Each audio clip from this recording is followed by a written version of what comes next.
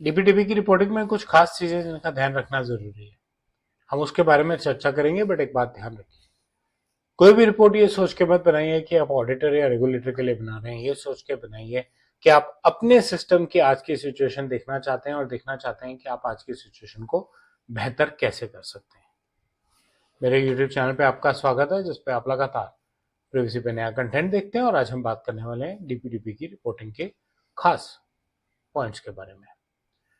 Careful thought क्यों देना चाहिए रिपोर्ट्स के लिए? आपकी रिपोर्ट जो आप प्रेजेंट करते हैं, आप अपनी फाइनेंशियल्स को भी देख लीजिए, बैलेंस शीट को, प्रॉफिट एंड लॉस को। उसको देख के दुनिया को लगता है कि मैनेजमेंट जो है कंपनी की, वो कंपनी के बारे में कैसे सोच रही है, कौन से हाईलाइटेड पॉइंट्स हैं जिन पे एक्शन लेना, अटेंशन लेना जरूरी है, कौन सी चीजें हैं जिनकी मदद से जो ब्लाइंड स्पॉट्स हैं, जो चीजें दिखती नहीं है, उनको परमानेंटली छुपाया जा सके, हटाया जा सके।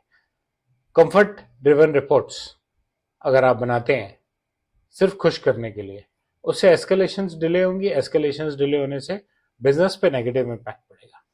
आपने ब्रीच छुपा लिया रिपोर्ट में, आपने रिपोर्ट ट्रांसपेरेंटली नहीं बनाई और ब्रीच हो गया, फिर आप क्या करेंगे? फिर आप क्या कहेंगे? मैंने रिपोर्ट भी ठीक से नहीं बनाई।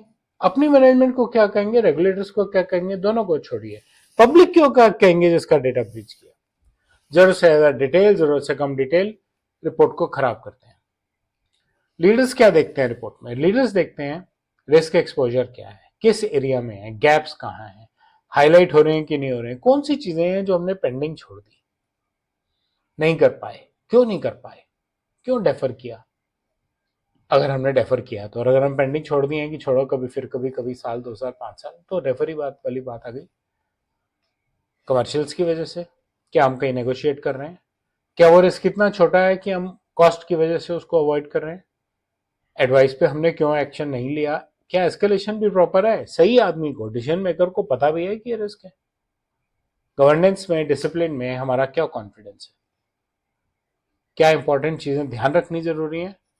एक्टिविटीज और एश्योरेंसेस को कंफ्यूज मत कीजिए। आप एक एक्टिविटी करते हैं, हर आदमी को ये नहीं पता कि उस एक्टिविटी को करने का मतलब है सब कुछ ठीक चल रहा है। ओवर एश्योर ना करो, बिना बात के रीएश्योर मत करो। अनसर्टेनिटी जो है उसको अवॉइड, उसको बरी कर दो। सर्टेनिटीज को क्लियर करो, मैट्रिसेस डेवलप करो। अनकंफर्टेबल गैप्स, अपनी कन्वीनियंस की रिपोर्ट नहीं होनी चाहिए, बॉस को खुश करने की रिपोर्ट नहीं चाहिए। मैं अपने 30 साल के करियर में बहुत देख चुका। यार एक्सेल ही तो है, वही तो फिर सर्विस चलाने की भी क्या जरूरत है? कमरे में बैठ के एक्सेल शीट बनाओ, बॉस को भेजो, वेंडर को पैसे दो। जिस दिन किसी सर्विस रिलेटेड चीज की जरूरत होगी उस दिन क्या बोलोगे, वेंडर ने रिपोर्ट गलत बनाई थी। और मैं 3 कस्टमर से इस चक्कर में खो चुका हूं कि मुझे लिख के दे दो, मेल कर दो कि आप चाहते हो कि मैं गलत रिपोर्ट बनाऊं, जो कोई नहीं करता।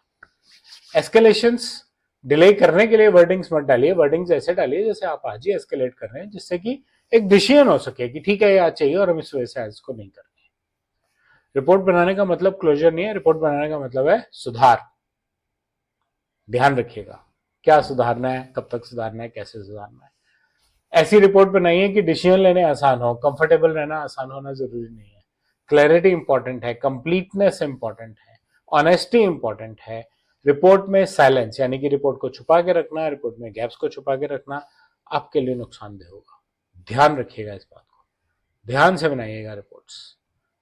अच्छी रिपोर्टिंग होगी, ठीक से, आराम से, प्यार से एस्केलेशन हो पाएगी और गवर्नेंस की मैच्योरिटी नजर आएगी। एक रिपोर्ट जो बनती है वो इसलिए नहीं बनती कि हम ये दिखा सकें कि हमारा सेटअप परफेक्ट कैसे है। एक्चुअली वो इसलिए बनती है कि हम ये दिखा सकते हैं कि हमारा सेटअप कहां कहां इम्परफेक्ट है, जिससे कि हम उसको इंप्रूव कर सकें, ट्रांसपेरेंसी ला सकें और डिसीजंस ले सकें। रिपोर्टिंग पे केयरफुल पॉइंट्स सिर्फ इतने ही। मुझे उम्मीद है आपको आज का कंटेंट अच्छा लगा होगा। बेल और लाइक आइकन दबाएं, मेरे चैनल को सब्सक्राइब करें, अपना फीडबैक कमेंट सेक्शन में शेयर करें। धन्यवाद।